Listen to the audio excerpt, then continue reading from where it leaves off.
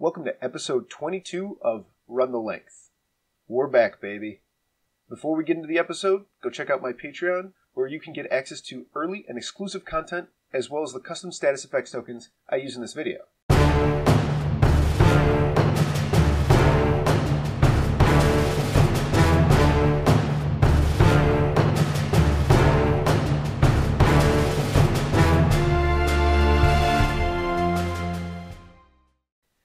My opponent this week is Joe Yates. Joe is one of the lesser-known players in the Chicago scene, and played Brewers in Season 3. I will be playing my Alchemists into Joe's Butchers for the first episode of Run the Length in Season 4. We select game plans. My game plans are Hunker Down, Keep Your Chin Up, Wingbacks, Grudge Match, and Lone Striker. Joe's plans are Dig Deep, Won't Touch the Hair, Go for the Knees, Get Back in There, and Seize the Initiative. Joe wins the roll and chooses to receive. We blind reveal captains. I am playing Smoke and Flask, while Joe is playing Ox and Princess. We move on to the draft. Joe drafts Shank, I draft Compound, Joe drafts Gutter, I draft Calculus, Joe drafts Tenderizer, I draft Mercury, Joe drafts Brisket, I draft Venom. Joe's team is what I expect an Ox team to look like in Season 4. I think he has made a big mistake drafting Tenderizer here, since his countercharge will never come up because I never plan to go over there. My team follows the structure I'm having a hard time deviating from. Smoke, Mascot, Calculus, Compound, Flex, Flex. Compound just protects the team so well and is hard to mess with from range due to resilience. Calculus is the best battery in the faction, able to do tons of work with 0 to 1 influence. The Flex players are my squaddies that do work.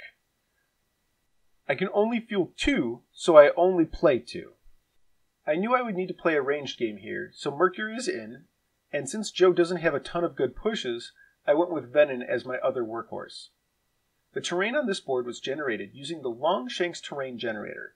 At the top we have rough terrain, then moving down we have 2 obstructions, a forest, and another obstruction at the bottom of your screen. I deploy. From top to bottom, we have Mercury, Venom, Calculus who is kicking, Smoke, Flask, and Compound. Joe deploys. From top to bottom, Shank, Princess, Ox, Tenderizer, Veteran Gutter, Brisket. I kick off so the ball will just barely go over the line, hoping to lure someone into range of my guns. It flies off the top of the pitch. Joe allocates. He places 4 on Shark, 4 on Gutter, 2 on Ox, and 3 on Brisket. I allocate. I place 6 on Smoke, 2 on Venom, 1 on Compound, 1 on Calculus, and 3 on Mercury. The general plan for this turn is to soften his players up with my guns and stay within the safety of countercharge. Joe activates Shank and sprints to the ball, then kicks it to Ox. He misses the kick and it scatters to Tenderizer.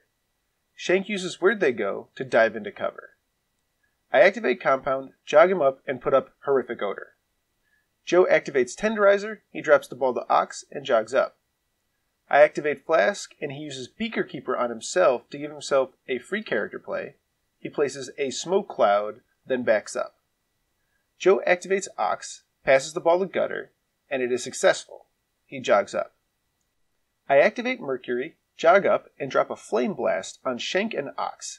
He hits Ox and misses Shank. Joe activates Princess and jogs her up. I activate Venom. Venom poisons himself and jogs up a bit. Joe activates Gutter and passes the ball to Brisket. The pass is good and she keeps the momentum. Gutter sprints up. I activate Calculus and use Reactive Solution to remove Venom's poison and throw a free character play. She drops a Noxious Blast on Shank and Ox, hitting both. Calculus sprints to within 6 inches of Gutter. Joe activates Brisket, clears conditions on Ox, and sprints her toward the bottom of the screen. This is an interesting decision from Joe. It prevents me from threatening Ox in a major way this turn, but it gives me more control over the initiative. I activate Smoke, she jogs forward and uses Infuse on Shank, but misses. She goes for it again and hits, doing 3 condition damage. She uses Infuse on Shank one more time and hits it. Smoke uses Cloud Jumper to jump back to safety. It is tempting to leave Smoke further up and collect the momentum off of Shank, but I need to keep his team off me for as long as possible, so keeping Smoke safe is priority number 1. This ends the turn. Alchemists are leading the momentum race 1-0. We play our plot cards. I play Hunker Down. Joe plays Seize the Initiative. Joe wins the initiative and chooses to go first. We resolve Seize the Initiative. Joe dodges Shank back, and I dodge Flask slightly. I think this is a terrible seize by Joe. He is going first and could have pushed Shank in, then used his inactivation move to escape. Now he is further away from my gun line team. Joe allocates. He places 4 on Shank, 4 on Gutter, 1 on Brisket, 2 on Princess, and 2 on Ox. I allocate. I place 6 on Smoke, 2 on Mercury, 4 on Venom, 1 on Compound, and 1 on Calculus. Joe activates Ox and jogs him forward. He tries to throw They Ain't Tough on Calculus and misses. He attempts again and misses again. I think throwing a Butchery here would have been much better, since Calculus is only really threatened by Gutter, who ignores her armor anyway. I activate Calculus and bonus time a blind onto Gutter. I move to 2 inches of Compound. This measurement is super important because Gutter is almost exactly 8 inches away from Compound. By blinding her and standing in her landing spot, I have guaranteed that she cannot engage Compound, making her 4 influence almost impossible to spend. Joe wants to activate Princess here and go hit Mercury, but because his fire aura is 2 inches now, she will take the -2 move penalty and stop before she gets to it. Joe activates Shank instead, jogs, then buys Where'd They Go to get around countercharge. Mercury's fire aura lights Shank on fire. Shank attacks Mercury doing 4 damage and a dodge. He attacks him again doing 3 damage dodge. His last attack does momentous 3 damage and a dodge.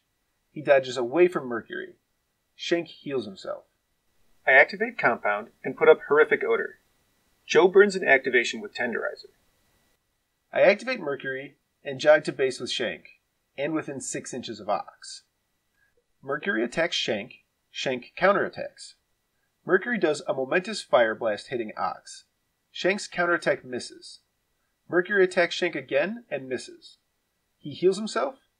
Here it is important that I put pressure on Ox so that I can threaten to kill him later in the game. The trade-off is that I have left countercharge protection to do this. Joe activates Princess and charges Mercury. Princess misses her charge attack. I activate Flask, jog him up, and use Beaker Keeper to place a cloud for Smoke. Joe activates Brisket and sprints towards my goal. I activate Venom and charge Shank, and Shank defensive stances. Venom's charge does momentous 3 damage. Venom attacks again, wrapping to the 1, doing an Acid Rain, poisoning Princess, and a momentous dodge. Venom's final attack does momentous 2 damage. I choose not to heroic here so that I don't give extra dice to the blind Gutter. Joe activates Gutter and throws a Route 1 at Calculus. He hits it and jogs 4 inches, taking poison from the aura. Compound countercharges, doing 2 damage knockdown. She forfeits movement to stand and attacks Compound. I counterattack with Compound, getting 2 extra dice from my game plan, and push Gutter out of melee. I activate Smoke and jump to the Smoke Cloud. I place her so that she is within 4 inches of Shank, Princess, and Ox. She uses Infuse on Ox, dealing 3 damage. She uses it again, and hits him again. She uses her last 2 influence to infuse Ox again, hitting it again, leaving him on 2 hit points. Smoke ends her activation within 4 inches of 3 condition models, so she gains 3 momentum. This ends the turn. Alchemists are leading the momentum race 7-0. Shank dies in the end phase due to conditions. Score is now 0-2. We play our game plans. I play Keep Your Chin Up. Joe plays Go for the Knees. I choose to go first. Joe puts Go for the Knees on Gutter. I allocate, placing 6 on Smoke, 2 on Mercury, 3 on Calculus, and 2 on Compound. Last turn went absurdly well. Missing no infuses means I get to kill Ox for just the legendary, and I can push my advantage going for the Gutter kill. Joe jogs Shank back on and allocates, placing 4 on Gutter, 4 on Shank, 4 on Brisket. I activate Smoke and use Infuse on Gutter. I hit it. Smoke infuses Gutter again and hits it again. Smoke uses her legendary, dealing 3 damage to Princess, Ox, and Gutter. This kills Ox. Score is now 0-4. I use the momentum from killing Ox to bonus time a 3rd infuse on Gutter. I hit it, killing her. Score is now 0-6. Smoke jogs to cover. She uses the free come-on mate to heal Mercury. She ends her activation and gains 1 momentum from Princess being conditioned. This is an absolutely brutal turn of events for Joe, losing 2 activations, 4 influence, and his game plan card. Joe activates Tenderizer and adjusts his position slightly. I don't understand this activation choice at all. If you're going to delay an action, you should do it with Princess, who is at risk of dying. I activate Mercury, jog around Princess, and attack her doing a momentous Fire Blast, which hits Tenderizer. I attack Princess and bonus time the roll and do 1 damage. This leaves Princess on 1 hit point. Joe activates Brisket. He thinks about taking the goal for a bit, but ends up deciding that if he gives me the ball, all he manages to do is make me win the game faster. I activate Venom and use his heroic to deal 3 damage to Princess. Score is now 0-7. Venom jogs towards the rest of my team. Joe activates Shank. He sprints to cover and heals. I activate Calculus and throw a Noxious Blast at Shank, dealing 2 damage and poison. I activate Compound, backing him up into Rush Keeper. I activate Flask and jog him up. This ends the turn. Alchemists lead the momentum race 5-0. We play our game plans. I play Wingbacks, and Joe plays Get Back in There. I win the initiative and choose to go second. Joe jogs Ox and Gutter back on the pitch. He allocates placing 4 on Shank, 4 on Gutter, 2 on Ox, and 2 on Brisket. I allocate placing 6 on Smoke, 3 on Mercury, 1 on Venom, 2 on Calculus, and 1 on Compound. Joe activates Brisket and throws the Dirty Knives at Calculus. It hits, dealing 2 damage and poison due to Brisket being in the owner. I activate Calculus and throw a poison AoE at Shank. It hits, dealing 2 damage. Calculus then bravely runs away. Joe activates Shank, dodges up with Where'd They Go, and charges Smoke. I defensive stance. Shank manages to be outside of countercharge and does momentous 2 damage. His last attack misses. I activate Flask and he uses Beaker Keeper on himself and places a smoke cloud just in front of Compound. Joe activates Ox and he sprints 10 due to the game plan card. I activate Venom and jog to Shank, staying outside of countercharge. Venom attacks and Shank counters. Venom momentously dodges to base. Shank's counterattack does 3 damage and a dodge. I take a moment to think about whether or not I want to use the heroic, since it will leave me on no momentum. Ultimately, I think it is worth it to be able to threaten the kill with multiple different activations. I use Venom's heroic to deal 3 damage to Shank. Joe activates Gutter and jogs to melee with Venom and attacks, dealing 3 damage. Her second attack does 3 damage. Her third attack does 2 damage. Her final attack kills Venom. Score is now 2-7. Gutter heals herself and Ox. I activate Compound and sprint him to engage Shank. Joe activates Princess and jogs her next to Tenderizer.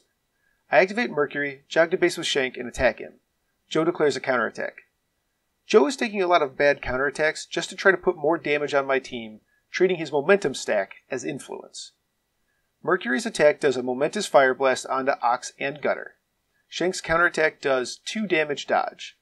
Mercury attacks again, doing a momentous Fireball on Ox. I bonus time Mercury's final attack, hoping to kill Shank, but I only do 1 damage. Joe activates Tenderizer and leaves him where he is. I activate Smoke. She uses Cloud Jumper to jump to the Flask Cloud and uses Infuse on Ox, doing 3 damage. She does it again and hits it. I shoot Gutter, dealing 3 damage. I end Smoke's activation and collect 3 momentum from Watch the World Burn. This ends the turn. Shank dies to conditions in the end phase. Score is now 2-9. The momentum race is 1-4 in favor of Alchemists. We select game plans. I play Grudge Match. Joe plays Won't Touch the Hair. I decide to go first. We resolve Grudge Match. I place Singled Out on Gutter. Joe places Singled Out on Mercury. We forget to resolve Won't Touch the Hair. I jog Venom back on the pitch near my goal. I allocate. I place 4 on Mercury, 2 on Compound, 6 on Smoke. My plan here is to stay just out of countercharge with Mercury and hit Gutter a bunch to kill Ox, then Gutter. Joe placing the Singled Out on Mercury is the correct play because it gives him a coin flip to push Mercury away. As long as I kill Ox, I'm okay with that trade. Joe jogs Shank back on the pitch. Joe allocates. He places 4 on Gutter, 5 on Ox, and 4 on Shank, forgetting his extra influence from the game plan. I activate Mercury and jog to base with Gutter, careful to stay out of countercharge, but I end up in Ox's melee zone. I attack Gutter and she counterattacks. Mercury misses his attack. Gutter only gets 3 hits on the counterattack, meaning she can't double push me away. Joe pushes me out of Ox's melee range. I attack Gutter again and miss again. My third attack hits the Momentous Fire Blast and kills Ox. Score is now 2-11. Mercury's final attack gets bonus timed just to give him a shot to kill Gutter. He does a Momentous Fireball to Gutter and heals himself. Joe activates Gutter and attacks Mercury. I counterattack. Gutter knocks Mercury down. Gutter's second attack does 2 damage. Her third attack does 2 damage. Her final attack does 2 damage. Gutter heals herself back to 5 and walks away. I activate Smoke and jog to within 4 inches of Gutter. I use Infuse on her and hit it, taking her down to 2 hit points. I shoot Gutter again, killing her. Final score, 2-12. This post-game analysis is made possible by the Patreon support of viewers like you. This was a pretty rough game for Butchers. I think Joe made a few key mistakes that made the game very difficult for him. First, I don't think this is a matchup you can afford to play Tenderizer in. He doesn't do much because I will never come to him. The other was the turn 2 seize the initiative. Joe should have come in with Shank rather than retreating so that he could spend his move coming in and spending all of his influence on attacks. But with that, I'd like to pass the question on to you. What were our mistakes this game? Would you have made different decisions during the game? Let me know in the comments down below. Hit that like button, it helps other Guild Ball players find this video. Hit the subscribe button if you're new here, and hit the bell to know the minute I upload a new video. I'm Vincent Curkov, and this has been Run the Link.